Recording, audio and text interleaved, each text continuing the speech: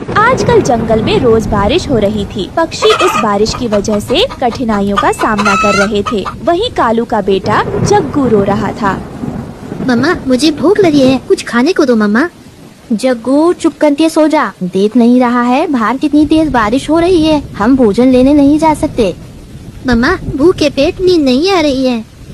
एक बार बोला ना, भोजन नहीं है, चुप करके सो जाओ।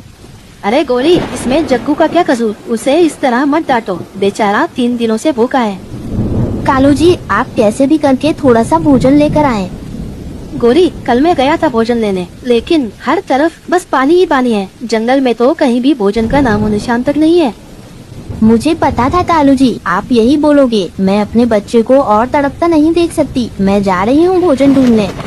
गोरी, ध्यान से जाना, बाहर भूखे चील भी शिकार की तलाश में होंगे। तो क्या करूं? चील के डर से ना जाऊं? मरूं या जीऊं, मुझे अपने बेटे के लिए जाना ही पड़ेगा। गोरी कौवी अपनी जान की परवाह न करते हुए तेज बारिश में निकल पड़ती है। उधर रानो चिड़िया के भी बच्चे भूखे थे। मम्मा, ये देखो कुकू को क्या हुआ। कुकू चक्कर खाकर गिर गया है। हे भगवान, अब क्या करूं? मेरे बच्चे भूखे हैं। अगर जल्दी इन्हें भोजन ना दिया तो इनकी मौत भी हो सकती है। मैं ऐसा नहीं होने दे सकती। रानो चिड़िया कुकू के मुंह में बारिश का पानी डालती है। कुकू उठकर बैठ जाता है।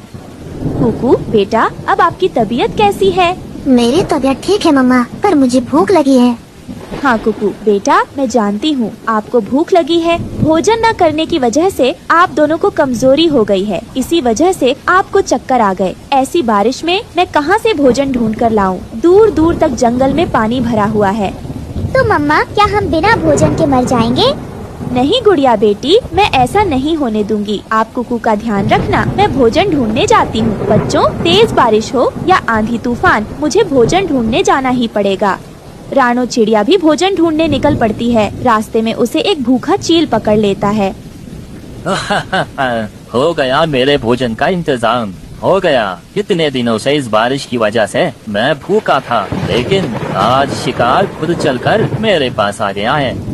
छोड़ दो, मुझे छोड़ दो। भगवान के लिए मुझे जाने दो। मेरे 2 छोटे छोटे बच्चे हैं। मेरे बच्चे कई दिनों से भूखे के लिए भोजन ढूंढने आई थी।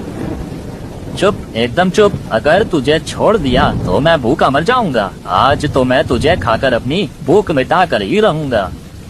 उसी समय भोजन ढूंढते हुए गोरी को भी उधर से गुजर रही होती है। तभी वो रानो चिड़िया को चील के चंगुल में फंसा हुआ देख लेती है। अरे बाप रे बाप, मुझे इस चिड़िया को बचाना होगा। मुझे लगता है चिड़िया भी इस बारिश में अपने बच्चों के लिए दाना लेने आई होगी और इस जालिम चील ने इसे पकड़ लिया होगा। गौरी कौवी झट से एक मोटी लकड़ी से चील के सिर पर वार करती है। वो चील कौवी के वार को सहन नहीं कर पाता और वहीं बेहोश हो जाता है। तभी गौरी कौवी और रानो चिड़िया वहाँ से भाग जाती है। रानो चिड़िया, तुम ठीक तो हो ना? हाँ गोरी बहन, मैं ठीक हूँ। अगर आप समय पर नहीं आती तो मैं आज चील का खाना बन गई होती। आपका बहुत बहुत शुक्रिया गोरी बहन। आपका यह एहसान मैं मरते दम तक नहीं भूलूंगी। आपने मेरी जान बचाकर मेरे बच्चों पर उपकार किया है, मुझे नया जीवन दान दिया है। रानो चिड़िया, अब इतनी भी मेरी तारीफें ना करो। अरे बाप रे बाप, मैं तो भूल ही गई। मैं भोजन लेने आई थी। मेरा बच्चा 3 दिनों से भूखा है।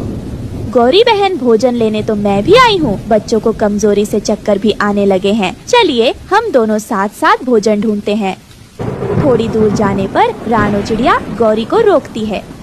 गौरी बहन, रुके रुके, ये देखें, यहाँ इंसानों का टेंट लगा पड़ा हुआ है। मुझे विश्वास है हमें खाने के लिए यहाँ पर जरूर कुछ न कुछ मिलेगा। आप चलिए मेरे साथ।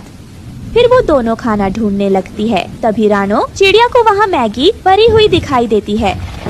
अरे गौरी बहन, ये देखें, यहाँ पर बहुत सारी मैगी पड़ी है। तभी गौरी कौवी उस मैगी को खाने लगती है। अरे रानो बहन, ये मैगी तो बहुत ही ज्यादा स्वादिष्ट है। चलो इस मैगी को अपने बच्चों के लिए ले चलते हैं। वो इसे खाकर बहुत खुश होंगे। ये कहकर वो दोनों अपने बच्चों के लिए बहुत सारी मैगी ले जाती है और अपने बच्चों को वो मैगी खिलाती है। मैगी खाकर रानो चिड़िया के बच्चे बहुत खुश होते हैं और अपनी माँ से कहते हैं, माँ, ये मैगी तो बहुत स्वादिष्ट है। आप जानती हैं कितने दिनों बाद मैंने पेट भर कर खाना खाया है। हाँ माँ, कुकू बिल्कुल ठीक कह रहा है। माँ, मेरा मन शाम को मैगी के कुरकुरे पकोड़े खाने को कर रहा है। क्या आप हमारे लिए मैगी के पकोड़े बना दोगी? हाँ बच्चों, मैं शाम को तुम लोगों के लिए मैगी के पकौड़े बना दूंगी। फिर रानो चिड़िया शाम को मैगी के पकौड़े बनाती है और बच्चों को खाने के लिए देती है। माँ, पकौड़े बहुत अच्छे बने हैं। इस बारिश के मौसम में आप मैगी के पकौड़े बनाकर पक्षियों को क्यों नहीं बेचती? माँ, मुझे विश्वास है ये मैगी के कुरकुरे पकौड़े सब पक्षियों को बहुत पसंद आएंगे। इस तरह आपकी अच्छी कमाई भी हो जाएगी। अपनी बेटी की बात सुनकर रानो बहुत खुश होती है। हाँ गुड़िया बेटी, ये आइडिया तो बहुत अच्छा है। मैं ऐसा ही करूँगी। जंगल में मैगी के कुरकुरे पकौड़े बनाकर बेचूंगी। पकौड़े ले लो, गर्मा गर्म मैगी के पकौड़े ले लो। जो एक बार खाएगा तो बार बार आएगा। रानो की आवाज सुनकर वहाँ पक्षियों की भीड़ लग जाती है। अरे रानो बहन, इन मैगी के पकौड़े की खुशबू तो बहुत अच्छी आ रही है। जरा एक प्लेट लगाना तो सही। अरे हम भी तो चक्कर देखें, आखिर ये मैगी के पकौड़े कैसे हैं? जी तोते भैया, क्यों नहीं, मैं अभी आपको एक प्लेट मैगी के पकौड़े देती हूँ। वो मैगी के पकौड़े खाकर हरिया तोता उनकी खूब तारीफ करता है। इस तरह रानो चिड़िया की मैगी के पकौड़े की दुकान खूब अच्छे से चलने लगती है। तभी अचानक से एक दिन उस जंगल में वो चील जिस पर गोरी ने हमला किया था, वो वहाँ उसे ढूंढता हुआ आ जाता है। इसी जंगल में वो कौवी और चिड़िया रहती है जिसने उस दिन मुझ पर हमला किया था। मैं उन दोनों को नहीं छोड़ूंगा, अपना बदला लेकर रहूंगा। ये कहते हुए उसकी नजर रानो चिड़िया की मैगी के पकौड़े की दुकान पर पड़ती है।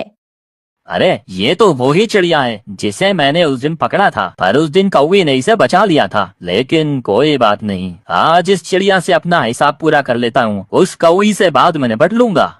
ये कहकर चील रानो चिड़िया की दुकान पर जाता है और उसकी दुकान पर तोड़-फोड़ मचाना शुरू कर देता है। अरे चील भाई, आप ऐसा क्यों कर रहे हैं? कितनी मुश्किल से मैंने अपना ये ठेला लगाया था। इन मैगी के पकोड़े को बेचकर ही तो मैं अपने बच्चों का पेट पाल रही थी। आपने मुँह गरीब के पेट पर लात मारकर अच्छा नहीं किया। हे चिड़िया, तू चुप हो जा। मुझे मत बता क्या सही है क्या गलत है। शुक्र मान मेरा जो तेरी जान नहीं ले रहा। बस तेरा मैगी के पकौड़े का ठेला ही तोड़ा है, वो भी तुझे सबक सिखाने के लिए। ये कहकर चील वहाँ से चला जाता है। रानो चिड़िया अपना टूटा हुआ ठेला देखकर बहुत रोती है। तभी गोरी कौवी वहाँ आती है। अरे रानो, क्या हुआ? तुम इस तरह क्यों रो रही हो? और तुम्हारा ये ठेला किसने तोड़ा? बताओ मुझे। फिर रानो चिड़िया गोरी कौवी को सारी बात बताती है, जिसे सुनकर गौरी कौवी को बहुत गुस्सा आता है।